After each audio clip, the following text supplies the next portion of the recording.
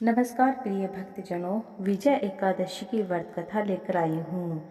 धर्मराज युधिष्ठिर बोलते हैं, हे जनार्दन, आपने माघ के शुक्ल पक्ष की जया एकादशी का व्रत का महात्म्य सुनाया है। अब आप फागुन मास के कृष्ण पक्ष की एकादशी का क्या नाम है और इसका क्या विधान है, कृपया करके मुझे बताइए।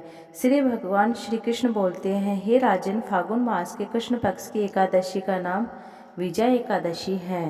इसके व्रत के प्रभाव से मनुष्य को विजय प्राप्त होती है।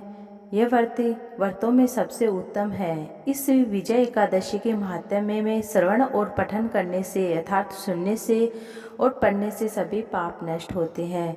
भयंकर शत्रुओं से जब आप घिरे होते हैं, पराजय सामने खड़ी होती है, तो विकट परिस्थिति में विजय एकादशी का व्रत करना अति उत्तम है। अब व्रत कथा सुनते हैं। एक समय देवर्षि नारद जी ने जगत पिता ब्रह्मा जी से कहा, महाराज, आप मुझे फागुन मास के कृष्ण पक्ष की एकादशी विधान बताइए। ब्रह्मा जी कहने लगते हैं, नारद, विजय एकादशी का व्रत पुराने और नए पापों का नाश करने वाले इस विजय एकादशी की विधि मैंने आज तक किसी को नहीं कही है।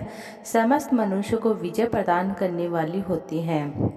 त्रेता युग में मर्यादा पुरुषोत्तम श्री रामचंद्र भगवान ने विष्णु के अंश अवतार थे।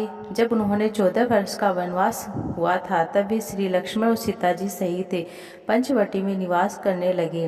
वहां पर दुष्ट रावण ने जब सीता का हरण कर लिया था, तब इस समाचार से श्री रामचंद्र भगवान और लक्ष्मण अत्यंत व्याकुल हो जाते हैं, सीता जी की खोज में चले जाते हैं। घूमते घूमते जब वे मरणासन जटायु के पास पहुंचते हैं, तो जटायु उन्हें सीता जी का वृत्तांत सुनाकर स्वर्गलोक चला गया। कुछ आगे जाकर उनकी सुग्रीव से मुलाकात होती, मित्रता होती है। बाली का वध किया। हनुमान जी ने लंका में जाकर सीता जी का पता लगाया। उनसे श्री रामचंद्र भगवान सुग्रीव की मित्रता का वर्णन किया गया है। वहां से लौटकर हनुमान जी ने भगवान राम के पास आकर सब समाचार सुनाया। श्री रामचंद्र जी ने वानर सेना सहित सुग्रीव की संपत्ति से लंका को परास्त किया।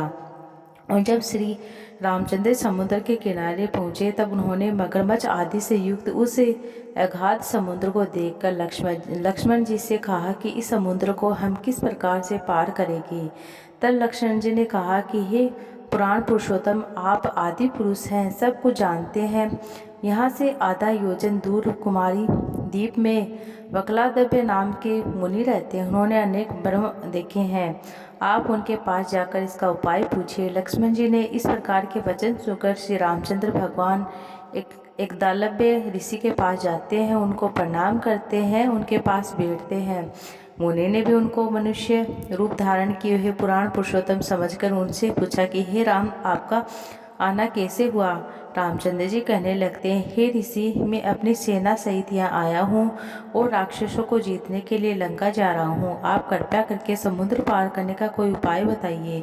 मैं इसी कारण से आपके पास आया हूँ। एक दालव्य ऋषि बोलते हैं कि हे राम, फागुन मास के कृष्ण पक्ष की जो एकादशी होती है, वह विजय एकादशी होती है, अति उत्तम एकादशी होती है। निश्चित ही आपकी विजय होगी।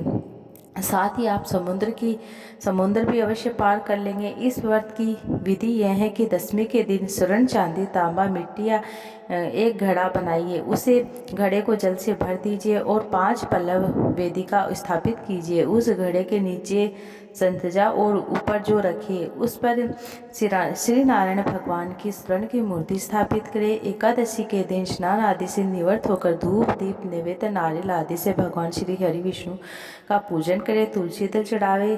तत्पश्चात घड़े के सामने बैठकर दिन व्यतीत करे और रात्रि को भी इस प्रकार से बैठे रहे। जागरण के द्वादशी के दिन नित्य नियम से निवृत्त होकर उस घड़े को ब्राह्मण को दे दे। हे राम, यदि तुम इस प्रकार व्रत का सेनापति सहित करोगे तो तुम्हारी विजय अवश्य होगी। श्री रामचंद्र ने ऋषि के बताए अनुसार वैसा ही किया। व्रत धारण किया। उसके व्रत के प्रभाव से दैत्यों पर विजय पा लेते हैं। अतः हे राजन, जो कोई मनुष्य विधि पूर्वक इस व्रत को करता है, वह इस लोक को भोगकर स्वर्गलोक में जाता, दोनों लोक में उसकी विजय अवश्य होती है। श्री ब्रह्मा जी ने नारद जी से कहा कि हे पुत्र, जो कोई इस व्रत के महात्म्य को पढ़ता, सुनता, सुनाता, उसको वाजपेयी यज्ञ का फल प्राप्त होता है। अब मैं आपको शिव महापुराण के कथा के अंतर्गत जो भी गुरुजी के द्वारा उपाय बताए गए हैं वह बताऊंगी। एकादशी के दिन जब भी हम शिवालय जाते हैं तो 1 लोटा जल शिवलिंग पे चढ़ाते हैं। तो चढ़ाने के बाद 3 बार स्वधा स्वधा स्वधा बोल देते हैं। तो हमारे जैसे कि घर में किसी भी तरह का कोई भी दोष होता है, पितर दोष होते हैं, वह दूर होते हैं। घर में धन संपदा की वृद्धि होती है, रोग दूर होते हैं और वैभव लक्ष्मी की प्राप्ति होती है। इस तरह से करने से अगर एकादशी के दिन हम 1 लोटा जल, उसके अंदर 7 बेलपत्र, थोड़े से हरे मूंग के दाने, थोड़ा गंगा जल डालकर हम शिवलिंग के ऊपर चढ़ा देते हैं। सबसे पहले हम नंदी का जो पाँव उठा रहता है वहाँ पर चढ़ा देते हैं, फिर शिवलिंग के ऊपर चढ़ा देते हैं। ऐसा करने से हमारे घर में धन लक्ष्मी की प्राप्ति होती है।